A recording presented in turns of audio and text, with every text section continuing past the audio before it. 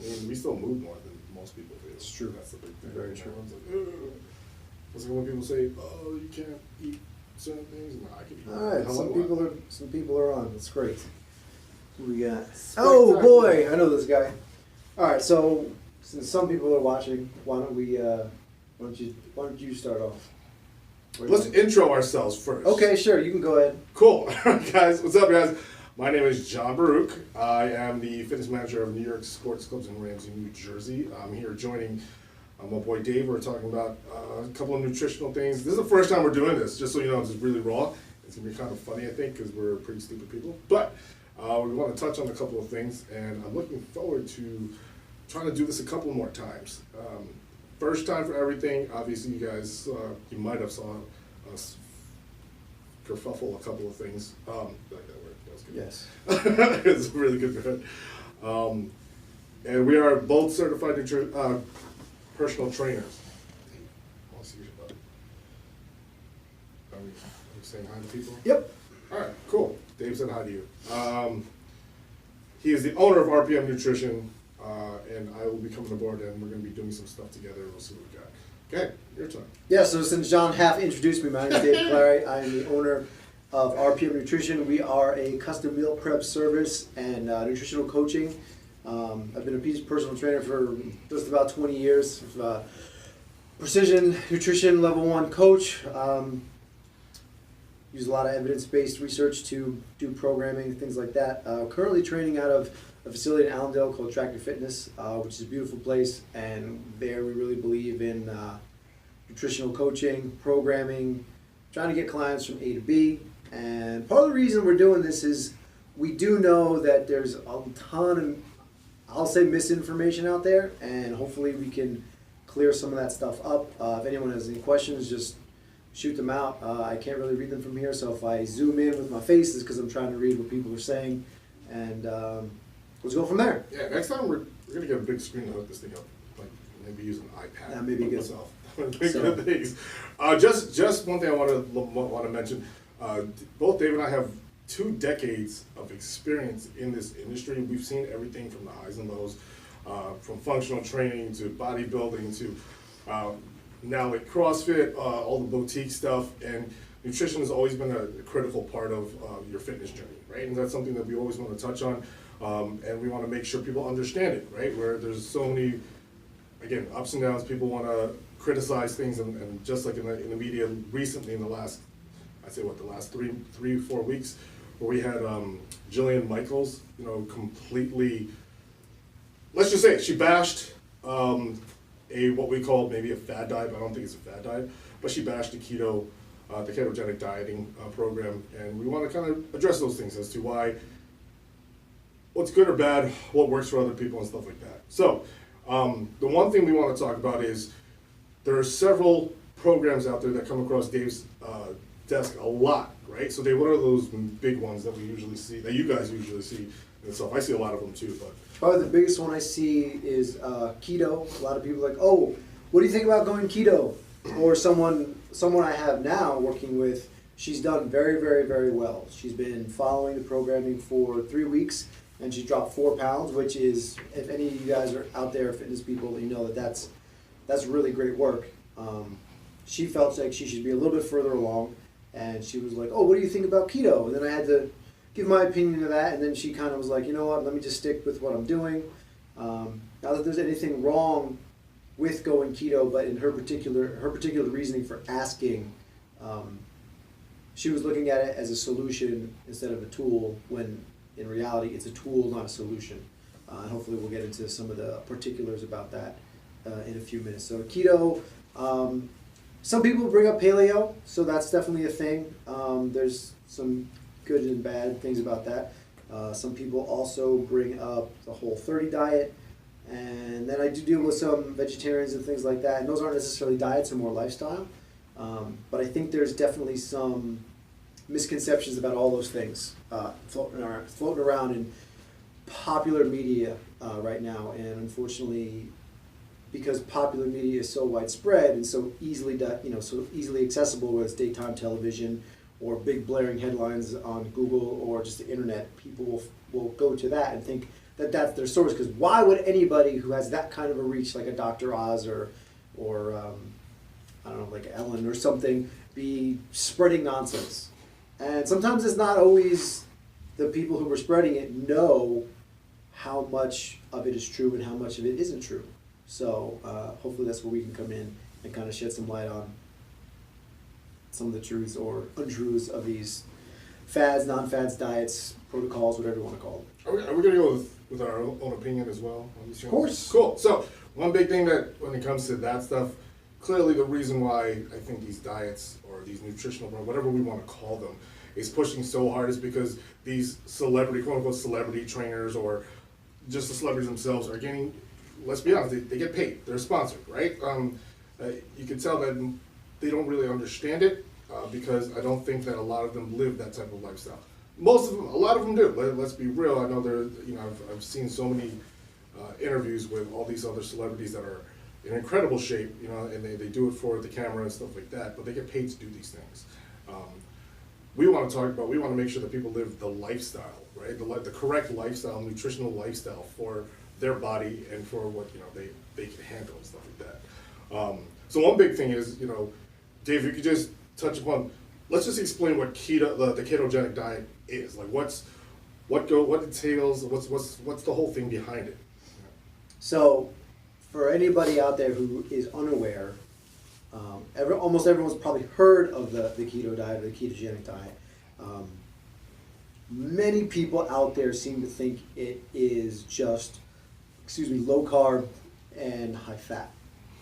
There is some truth to that, but that's too broad of a brush to paint it with. The true purpose, and it's definitely not a fad diet. Everyone wants to say, oh, it's the keto fad. It's not a fad. It's been around for quite some time. And it shows a lot of promise for other things, not just weight loss. For the purpose of this particular thing, we'll be talking mostly weight loss because that's what most people are trying to do, and that's why most people jump onto these certain protocols because they want to lose weight. So the purpose of keto is to be in ketosis, to get your body into a ketogenic state, which just means that your body's now functioning off of ketones instead of glucose for energy.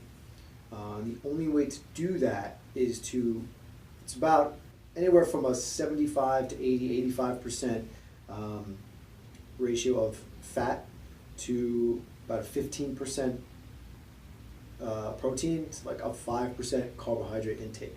And the purpose is you're trying to wean your body off of using glucose, so carbohydrates stay very, very low. You will, over time, become what they call keto adapted, where you end up running through all your glycogen stores in your muscles and your liver, and then your body is now running off of ketones from the fat instead of the sugar that you are taking in. And that's when you are actually in ketosis.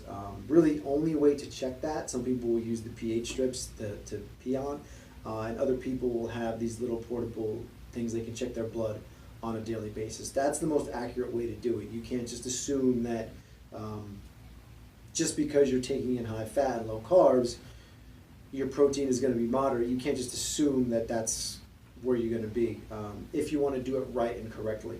So you definitely should be a little bit more serious with your approach and working with someone who's going to set up your numbers and tell you and show you how to do these things properly if it's a thing that you want to do.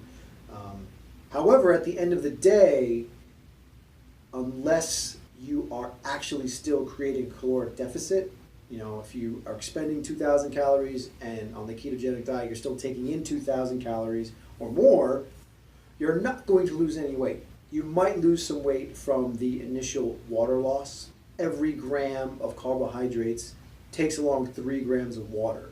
So the minute you expel all the carbs from your diet, you are going to flush out some of that water. And then by the time your body uses up your glycogen stores, you're also going to lose a few pounds just from fluid and glycogen. That's the initial jump start of the weight loss from doing a ketogenic diet. But after that, if you're not in a deficit, you're not going to lose. You can get yourself into a deficit and definitely lose weight doing keto. There's nothing wrong with that. again, it's just knowing your caloric parameters, where you're supposed to be, and kind of, I'm going to say, tracking your intake. And that gives you a very, very accurate way of knowing where you are, what you're doing, and if you're following the rules, so to speak. Do you know how long it takes for someone to get into the ketosis? I don't know if if there's research out there saying what the actual time frame is, but to become keto adapted usually is anywhere from like 6 to 8 weeks. So if you can't even make it past the first week or 2 to 3 weeks on keto because you either like carbs too much or the fat content is just too high for you, chances are you're not going to make it. The whole purpose of any of these protocols, no matter what, is sustainability over the long haul. I spoke to somebody via Instagram today who they've been doing keto for 5 years and they love it. They check their blood regularly, they get arterial scans regularly. Dieting low fat used to cause problems for them, and he said the cravings for sugary things and things like that, it's gone. He feels much, much better eating in this manner, and traveling for work is much easier because it's just an easier thing to go to a restaurant, order maybe a ribeye with some butter or something like that, and they're able to stick to this plan much easier than traditional dieting or traditional macro breakdowns. So in that particular case, for them, it's just, it works. They can sustain it, they can follow the protocol, they can adhere to what they're doing, and it doesn't interrupt anything they're doing the rest of their life. And they're not even trying to lose weight. I don't even know if they are losing weight. They didn't say, just that this style of eating works for them, and I can't argue with that. They're doing everything they should be doing to follow that particular protocol. Right. So that's another thing. You know, it's definitely a lifestyle thing that we want to touch upon. Me personally, I've tried to get into the ketogenic diet. I am Filipino, 100%, and I like rice. Unfortunately, I couldn't shake it. I couldn't handle it, to be honest with you. You know, I did get fairly lean on it, but I just, for me, it didn't work. I didn't feel right. I looked great. I just didn't feel right. So that's not the approach that my particular body can actually handle. My own mindset, it just didn't work for me. So along with the ketogenic diet, there's obviously a couple more. You know, like another one that you mentioned was the Whole30. I actually did a little research on the Whole30 today because I really didn't know what it was. I had no clue. I was like, what's it all about? Right. And it literally just seems like it's you're literally just taking out very specific foods, dairy, sugars, anything that what they call that are inflammatory foods, right? Those are the things that just inflame your entire body. So they're looking at everything as raw, basically raw foods. And this is one of those few diets that stick to the 3 meals a day. Because you know, there's also that intermittent fasting that a lot of people incorporate into keto.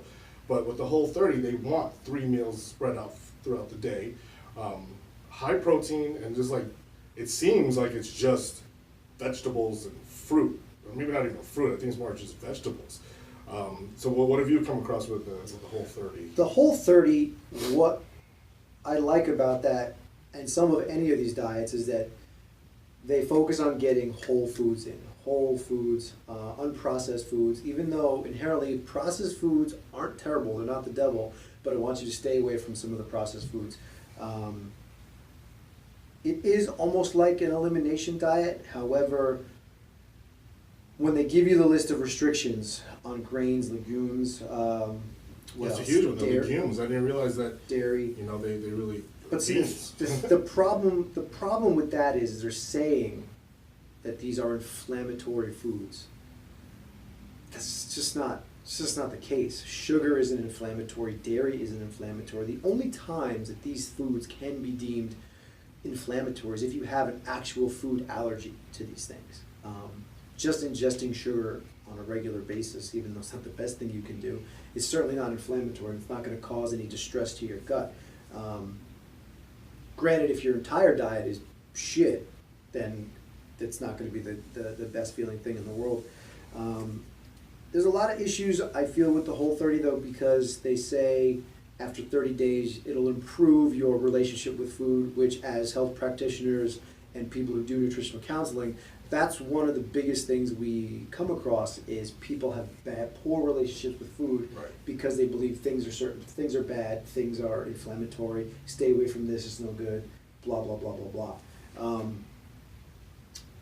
But at the same token, the Whole30 is super, super restrictive, and the guidelines are so strict that even some of the verbiage is like, do not slip, do not mess up.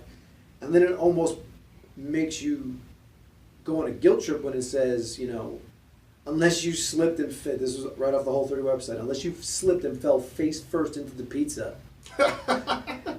eating it off the plan is a personal choice. So just suck it up and deal with it for 30 days. Yeah, it's kind of funny and they're trying to get a point across, but for a plan that's trying to say we want to improve your relationship with food, doing that and kind of giving you a guilt trip about it's not really the right way to do that. What happens after 30 days though? Nothing. That's my other problem. There's There's no exit strategy. It's just do this, eliminate these, you'll feel these wonderful life-changing benefits. Oh, okay. And then day 31, you're like, fuck, what do I do now? Another whole 30 days? So, you know, like I said, it's trying to get you to focus on some good things, like I said. Whole foods, good proteins, vegetables, things like that. No sugar, no added sugars. Again, sugar inherently in itself isn't bad. Fruits aren't bad. And they did have some exceptions to the rule. But again, my biggest problem is there was no rhyme or reason given to people who are reading. Right. Don't eat this. Okay, fine, but why? Why? Tell me Right. why, so I can understand the changes I'm supposed to be experiencing, and then I can better understand and get a grasp of.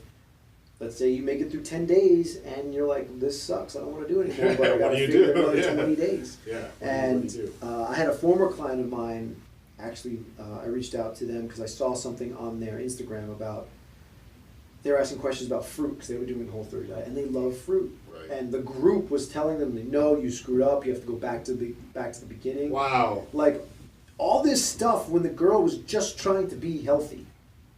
Now again, healthy is an arbitrary term, but I was trying to say if the entire Facebook group is condemning you for an apple, when the only bad things that you can be doing food-wise are eating Tide Pods and drinking bleach, an apple is not the end of the world.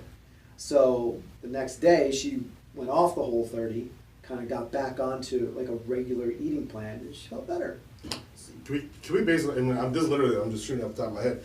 Whole30 is basically just a 30-day version of going to another nutritional diet. Is basically what, paleo or the caveman diet? Can we basically say that? I mean, I don't know.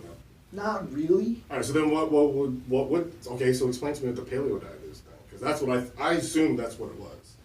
I never tried paleo. I have no idea. I've seen books, and books died out. One of those things that just faded away. That which apparently was huge just because of CrossFit. Well, paleo will let you go. It will let you have things like I think peanuts are on there, almonds, whereas peanuts are not allowed. You can't have them in Whole30? No. Oh, You I did cannot. not know that. Oh wait, it's a legume. You cannot. It's a legume. Again, their focus is trying to get you to do whole foods, unprocessed things. That's good. That's good. But it's also under the assumption that our digestive habits and just our overall biology hasn't changed all that much in millions of years, which is kind of ridiculous. Mm-hmm.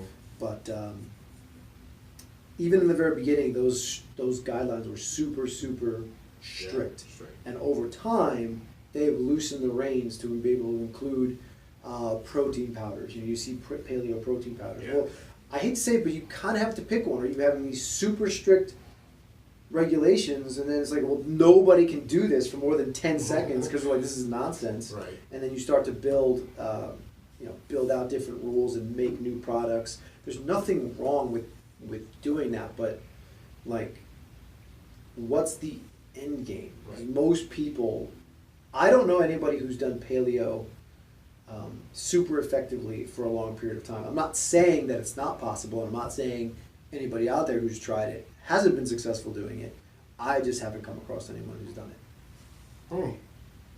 Yeah, no, it's weird because again, I've noticed that the paleo or the quote unquote caveman diet, it's really has come and gone. You know, like I don't know anyone that's doing it now. I don't know anyone, but I hear about it all the time still. But I don't know that's anyone that's actually on it, right? And back then, it seems like the Ezekiel bread and all that other fun stuff that just cost a whole lot of money was more. And again, I really firmly believe it's nothing more than it's like a business ploy, right?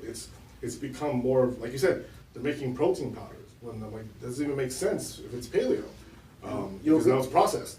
You'll run into companies that make like paleo muffins and things like that, and there's nothing wrong with that. There's nothing wrong with companies making products to fit whatever this particular diet is. However, the origin of the diet was for people to eat what Paleolithic man ate. Yeah. Well, I'm pretty sure they couldn't go down to the corner bakery and buy paleo muffins. So, I don't know. I mean, if people want to do it, they can do it. Just understand that whatever you choose, you should understand. So if for some reason there is some rules or regulations of what you're doing, that you understand why they're there. And if you go ask somebody who's very well versed in any of these particular diets, hey, this says I can't do this, why? If said expert in the diet can't explain to you the why or give you some science behind it, maybe it's time to either seek another opinion or seek a whole nother nutritional approach. Because myself and I know John, we try to stick to the literature that's out there, the stuff that's proven. There are studies that can be referenced. There's meta-analysis that can be referenced. Anecdotes are great. Everyone's going to have personal experience that isn't going to hold for everybody. So those people are the outliers. There's always exceptions to the rule. And sometimes anecdotes, they sometimes don't take into account what's actually happening. Like someone who's like, I think you were telling me after Jillian Michaels had her little keto rant, Al Roker was the first dude to jump in and be like, totally worked for me, did this, did that. And I'm sure it did, but if we were to look at Al's diet before keto and during keto, clearly he's had a huge caloric deficit created. And I'm sure there's tons of things he was no longer taking in to create the weight loss. And it's working for him, whether or not he knows why, it's working for him. So any of these protocols I do not have an inherent problem with, just that none of them are the magic bullet, and none of them, when things like protein and calories are equated for, none of them stands heads and above one or the other in terms of, we're referencing it in terms of weight loss, because that's what most people are interested in, weight loss. There's more to health than weight loss, and there's more to weight loss than health. So, and as long as you have the proper context with what you're trying to do, you should be able to pick any one of these and see if it's going to work. I know a lot of people have tried the whole flexible dieting thing and if it fits your macros, and that comes under a whole bunch of fire as well, because everyone's like, just because you can eat Pop-Tarts and lose weight, blah, blah, blah. And that's never what the overall intention is. It's not to cram as much junk food into your diet as possible and still hit your targets. Again, it's just about caloric budgeting. You make a certain amount of money a year, you're only going to spend a certain amount of money a year. So every day you have a caloric budget. So when you eat, you're spending those calories, so you need to spend wisely. If you decide you want to have some junk, some Pop-Tarts or a Snickers bar or whatever, that's fine. If you're supposed to eat 200 grams of carbs for the day and 90 grams of fat, whatever the protein is, have your Snickers bar. That's about 43 carbs, so you pull that out of the 200, so now you have 157 left for the day, and say it's 14 grams of fat out of 90, so now you're at, let's do the math real quick, just 76 grams of fat for the day, and that's it. It's real simple. It's easier to build flexible diets like that with whole foods that are more satiating, so you get a little bit more well-rounded approach to what you're eating, macro and micronutrients.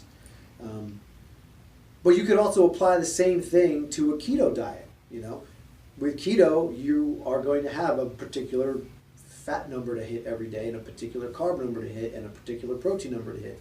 Same thing. You can be flexible with all your numbers. Just understand that because your fat content has to be so high, it's going to leave little room for error on the protein and carbohydrate side, but it's still another thing that you can do.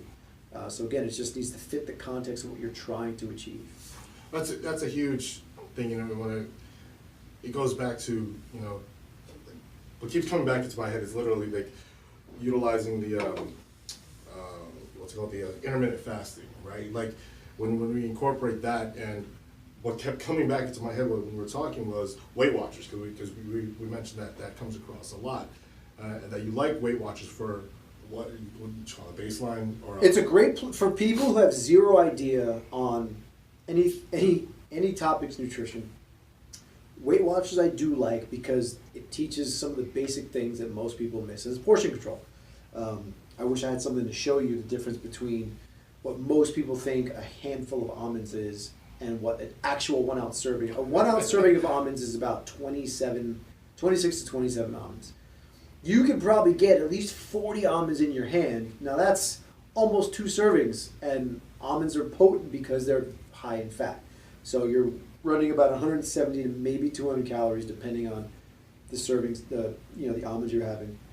So you can go from 170 to 340 calories like that if you're not really paying attention. So what I like about Weight Watchers is that it teaches you portion control. What I don't like about it is that it does give you these 0-point foods. Yeah, that's exactly what I was going to bring up. So proteins and stuff like that. Yeah, so there are proteins and there's some other things that are 0 points, which in the context of their program makes sense because you could only get most people in like the 22 to 25 point range thing, but as long as people don't get it burned in the brains that 0-point foods don't mean that they have no impact or there's no caloric detriment to overeating on them, because there's going to be. It's the same thing where I'm not a huge fan of when you do X amount of exercise. Like let's say if you do a half-hour exercise, I think you get like 5 points added back on your day. So if you can only have 22 points for the day, and you exercise a half an hour, suddenly you can eat 27 points for the day. I did not realize they do that. Which it does show them that you burn calories for activity. Right. People need to know that. But it also, I'm not a huge fan of people who might see that as, oh, I did this, so I can eat more. Right.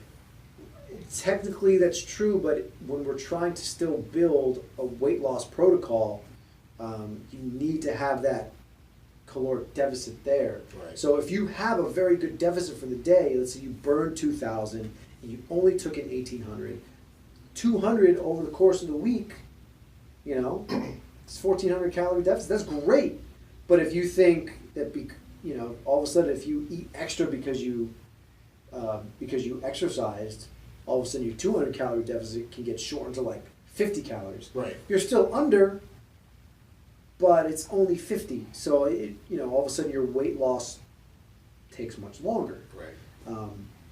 Which can be disheartening for the person who's really like, I'm busting my butt, I'm doing all this stuff, Right. and I'm following the rules. But are you? So it's they just need to be cognizant of like what is actually happening. So that's why, like, when it comes to Weight Watchers, right, one big problem I have with it is, in the past, we got people asking questions. Oh yeah, I hate how sneaky nuts can be in terms of calories. Yeah. And dude, you're totally right. Like, I told one of my clients to go home and if you want to see a serving size of peanut butter, this will put everything into perspective. I said, put the peanut butter jar on the scale and zero the scale out. I said, now take a spoon and scoop it out till it says minus 16 grams. So that's half a regular serving size of peanut butter. Regular serving size of peanut butter is 2 tablespoons, 32 grams. That'll yield you 16 grams of fat, around 7 carbs, 7 to 9 grams of protein. And he texted me as soon as he did it. And he's like, hey, what was that number again? 16? I said, yeah. He said, I thought so. This is a lot smaller than I thought. And that's just how it is, again, doing more than what's suggested is fine. Just at the end of the day, just know where you're at.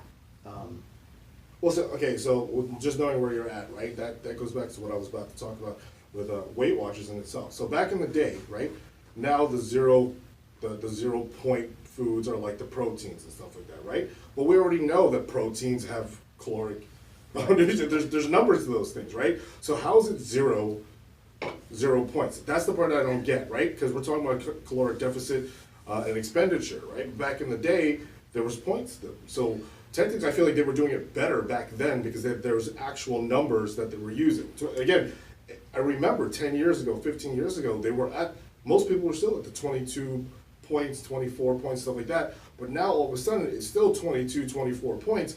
But there's all these foods that have there's no value to them all of a sudden. So when you get to that 22 points from, your pizza, whatever it is, but you're still eating all these other calories from the protein, they still all add up altogether, even more. So I'm like, how does that even make sense? And I get the point where you're trying to say it helps the novice person on a basic platform for portion control.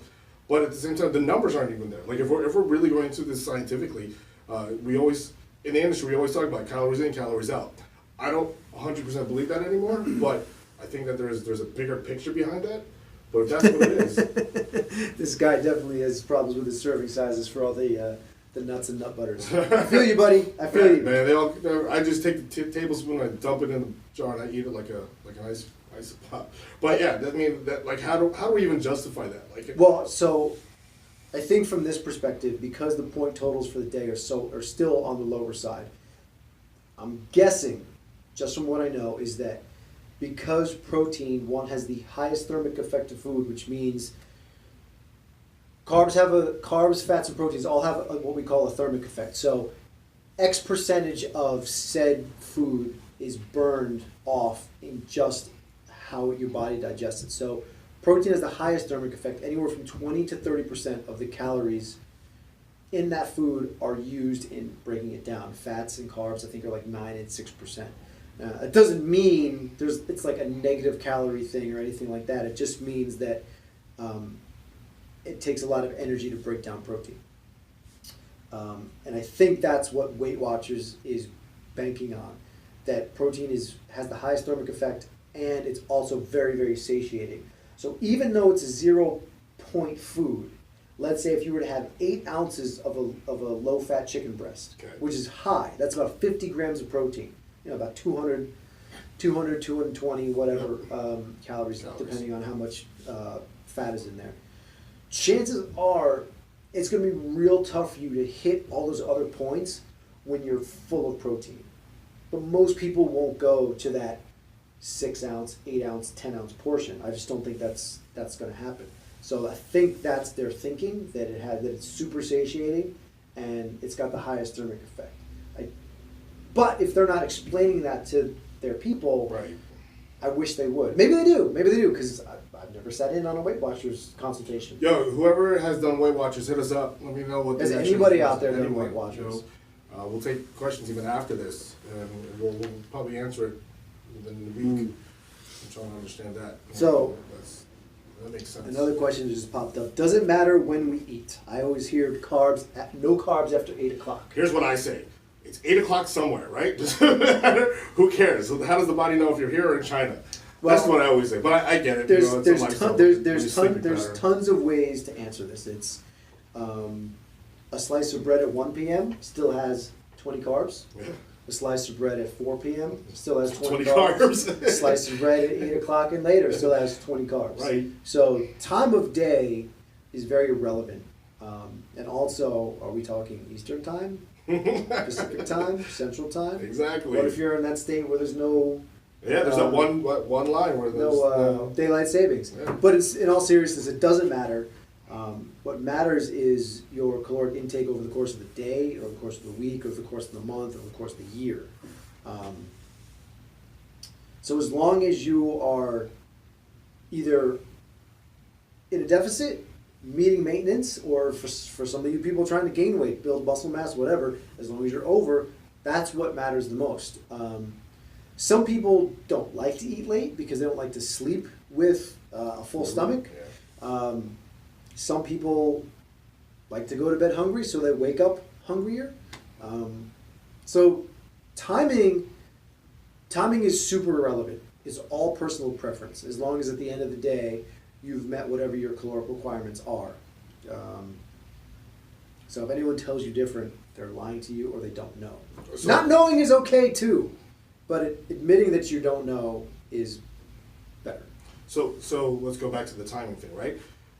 How do you feel about intermittent fasting? Do you believe that it's better to have 1 to 2 major meals, or just, you know, your 2,200 calories, 2,800 calories, and what is it, an 8-hour time frame?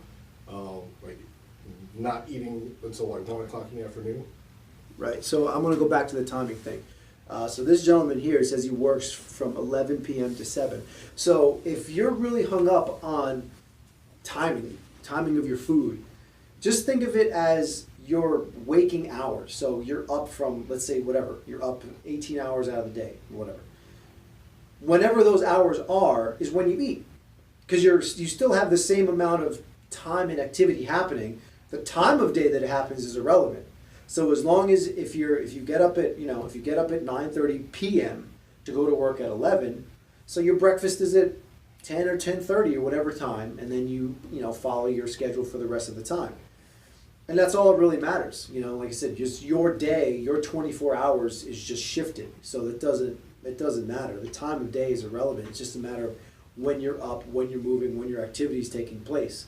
And as long as at the end of whatever your day is, you're still under calories or meeting calories or over calories, whatever your goal is, that's what's most important. So even timing of nutrients for performance is kind of irrelevant, also personal preference, unless you're like a super high performance athlete like an Olympian or something like that, where 30 grams of oatmeal before your deadlift session is going to make a PR or not. Then it's another story. But most people aren't that dialed in or training that hard, nor does their entire life hinge on their next athletic event. So that's a whole nother video that we're going to have to do when it comes to performance athletes and just that. And I think we're touching more on the general population type of thing. So now the other thing, when you were saying intermittent fasting, so for me, intermittent fasting is more strategy than a diet.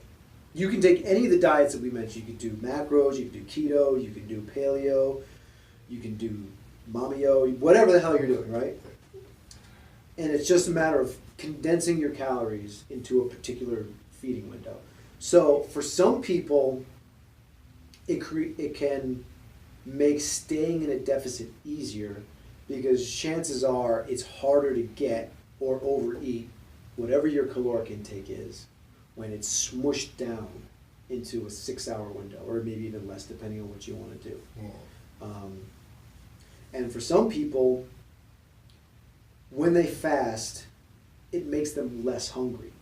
Doesn't mean their metabolism slows down. It's just things like their ghrelin and everything, they change up a little bit, and sometimes it just makes them less hungry, and they're able to sustain their deficit a little bit longer.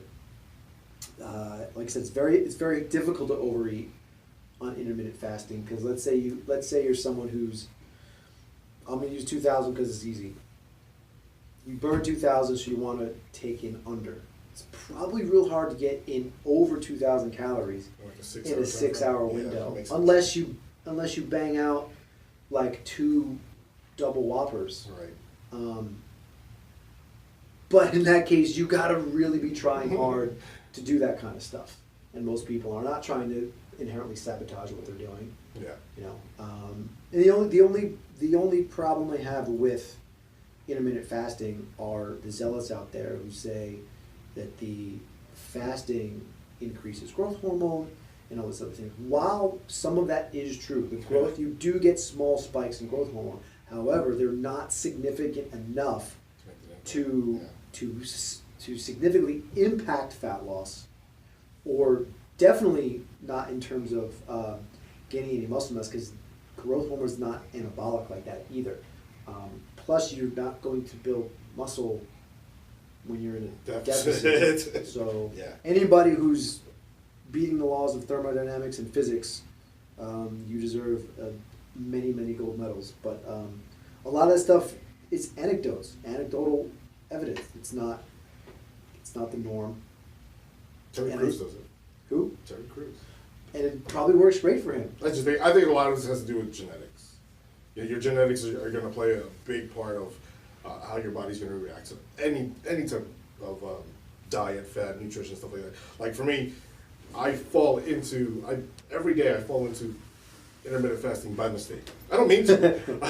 I don't have time. Like But see, that's a perfect example. Most people do it by accident. Yeah. And all of a sudden they're like, oh, well, my window is shortened and I'm not supposed to eat till 12. And they're like, oh, well, I'm not really hungry till 2 anyway. Yeah. So your dedicated 6 hours is now shrunk down to 4. Mm-hmm. So now the only problem with that is over time, eventually you will get some kind of adaptation.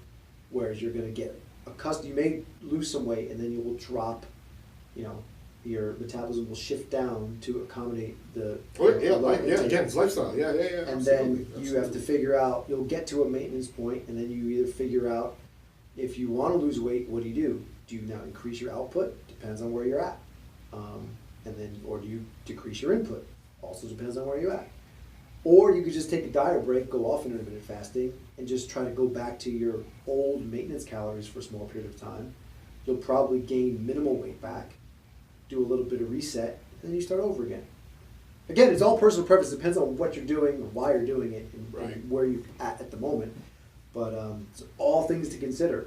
People just kind of hear these things, like the fasting, like the keto, and like they just want to jump on it because they just think that's the magic, the magic bullet. Well, it's because it's media. Media puts it out there and says, everyone else is doing it just because you see it on Instagram, TV, Facebook, and all that other fun stuff. But again, And in terms of media glitz, and listen, I'm a huge fan of Hugh Jackman. I'm a huge fan of all the movies he's done. Wolverine's a fantastic character. However, he's only in that shape for the 8 to 9 months that they're shooting that movie. Right. So, granted, a lot of these guys who get in super tip-top shape, like Hugh Jackman, like anybody in the Marvel movies, like The Rock, they're always in some type of shape throughout the year, and then they kick it up to the next gear for whatever role. So many, just like a bodybuilder.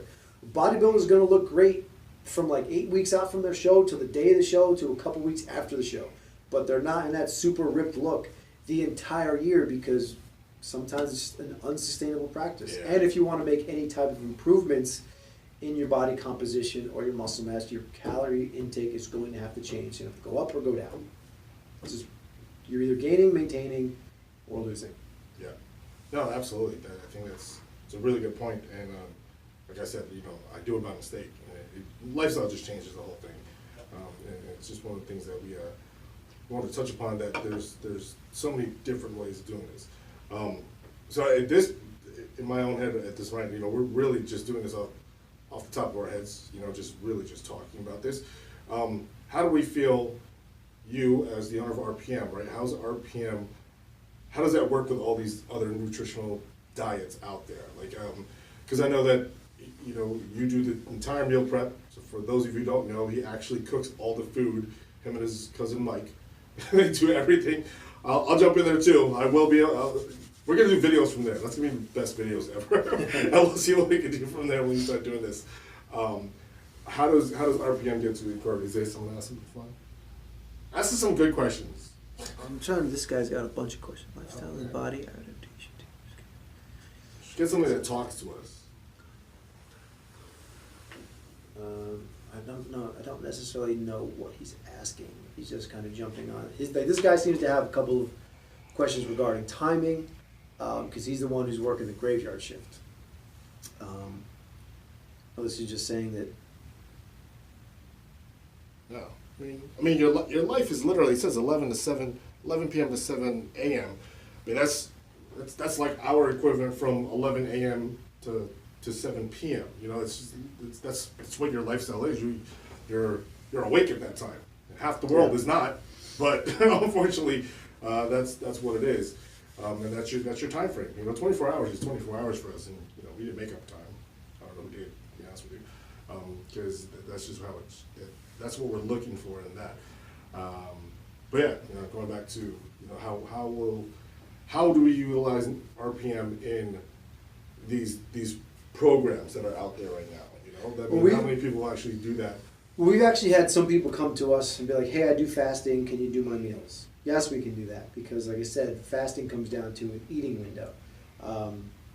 So instead of someone who traditionally would eat, say, 5 or 6 times, you're probably only going to eat maybe 3 times. So because for us, we allow people to do custom portions. You could do 4 ounces, 6 ounces, 8 ounces of protein. You can go all the way from a quarter cup of carbohydrates all the way up to 2 cups. Same thing with the vegetable component, and some sauces and some other things. So you just build a bigger meal. You would build a 2 cups of rice and say 8 ounces of steak and like a half a cup of whatever else. And that would be like whatever, your first meal of the day. And then you may have another one of those. And suddenly you're at your intake for that small window. Like I said before, we're actually working on making keto dishes, but not in the traditional sense of like salmon with mayonnaise type of thing. Like I said, you can still salmon mayonnaise. Hey man, that might be good.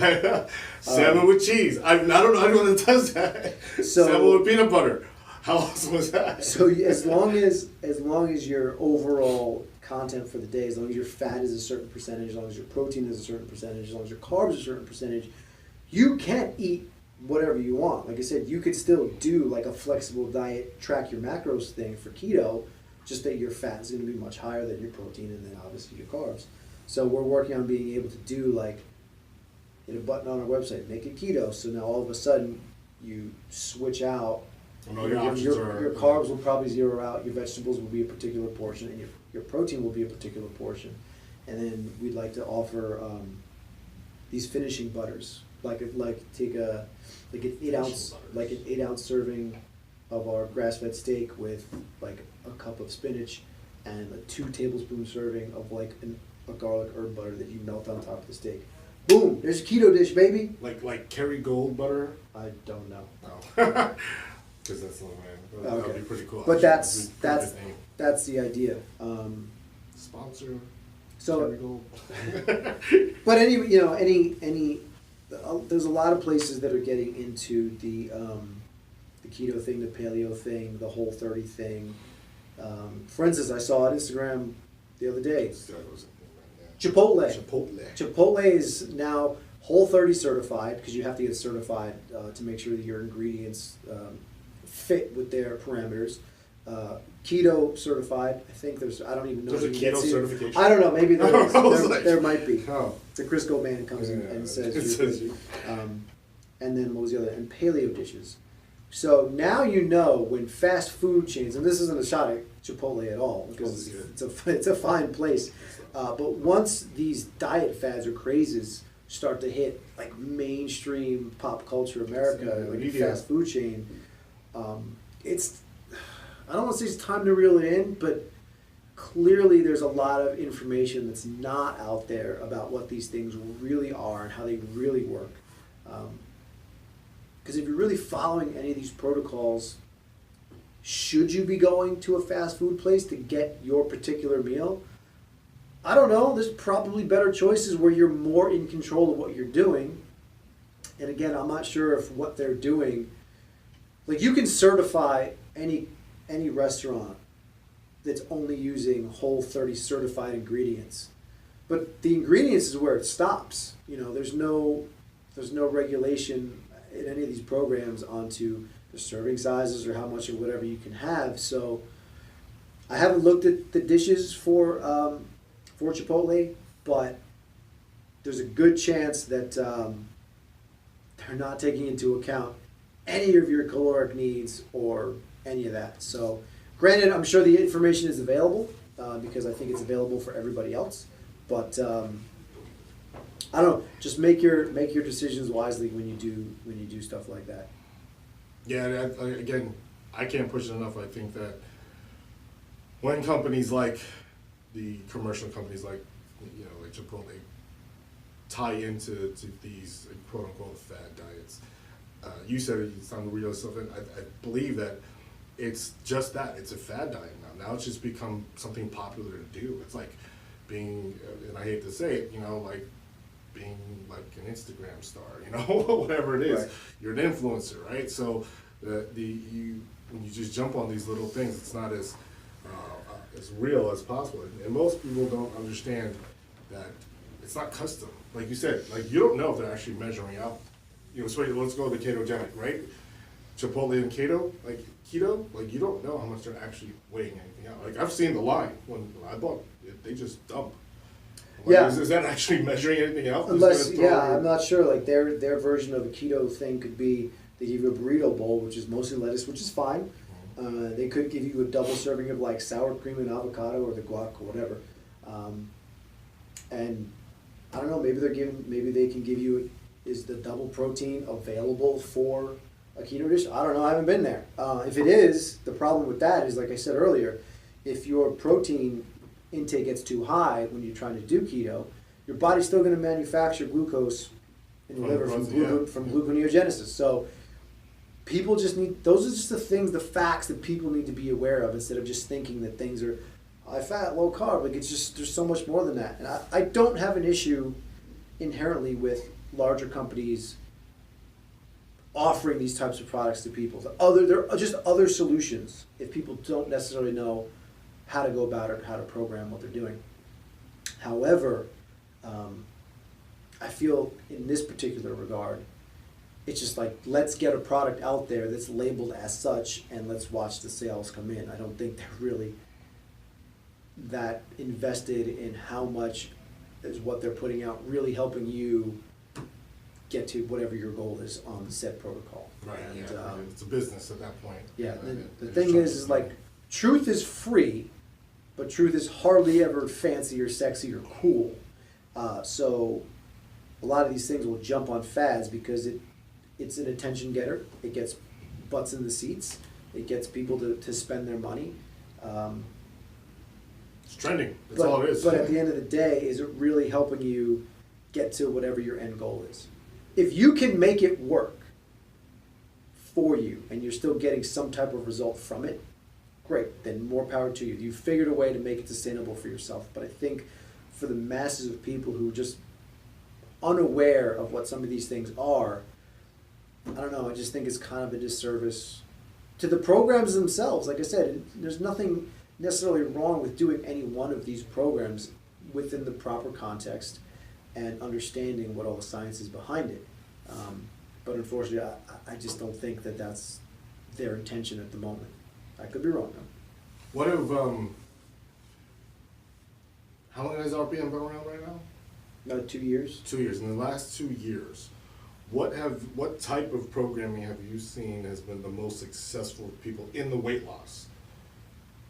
Like, whether it be the scale or just be body fat, what type of programming have you been able to produce for Is it more low carb? Is it closer to the ketogenic? Is it one of those? Is it literally just calories, like a set number of calories or macros and micros and all the nutrients and stuff like that? For us and all the clients that I worked with and work with and have continued to make progress, it's just been calories. Getting them to understand Makes sense. what calories do, or what they are, what proteins do, what they are, what carbs do and what they are, and what fats do and what they are. One of the perfect examples is a friend of mine who used to work, Kevin Clark. Kevin, yes. Shout you out, Kevin. I don't know if you're watching, if you're not, whatever. Repose. Kevin is a large individual. He's about 6'2", 6'3", and when I weighed him, he was 290 pounds. But he also had 200. His lean body mass was also 240 pounds. So I asked him before I went to his house, did his in-body, and I asked him. I said, "Give me just a brief diet log for a couple of days." So give me like 3 days worth of food. I calculated it out. He was under eating on the whole for his size. He was only eating maybe 1,800 to like 2,000 calories. Wow. So it wasn't very much, and his protein intake was very low for someone his size. Again, Yeah. he was getting in about 120 grams a day, which, if you go by what most of the research shows, 1.8, 2.2 grams per kilogram of lean body mass, that's what like a 140-pound active woman would be. Right, that's what I was taking going to say. And 120. Kevin is not a 140-pound woman, Woman, got it. even if he feels like it inside. So No shame on that. we brought his protein intake up to, I think it should have been around 220 to 230 grams due to calculations, but I didn't even bring it up that high.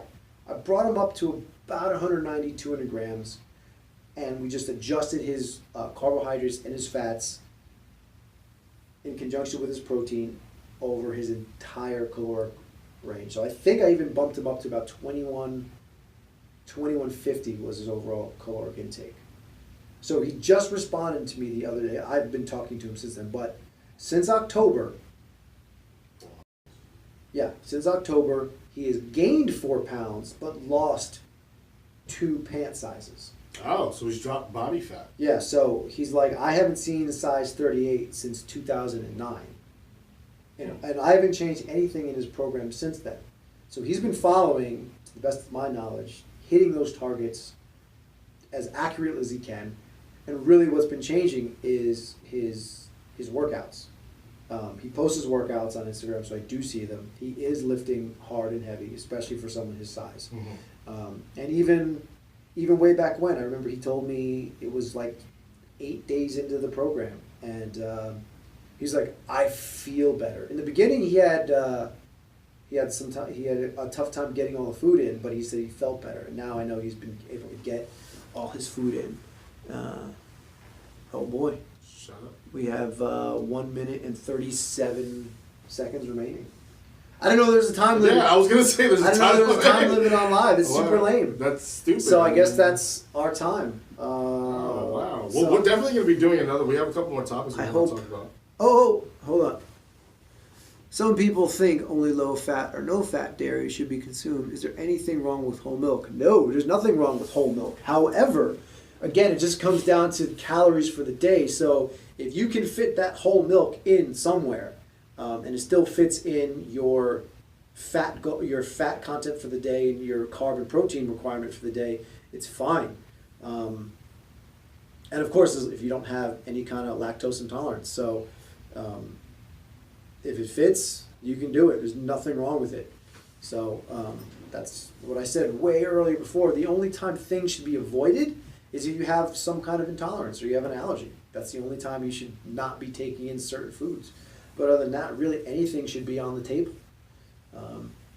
You owe it to yourself to have a nice spread of all your macros, and then you can figure out what works best for you. And it's not going to be a home run out of the park every single time. So just realize that some things will work better than others. We got 20 seconds left.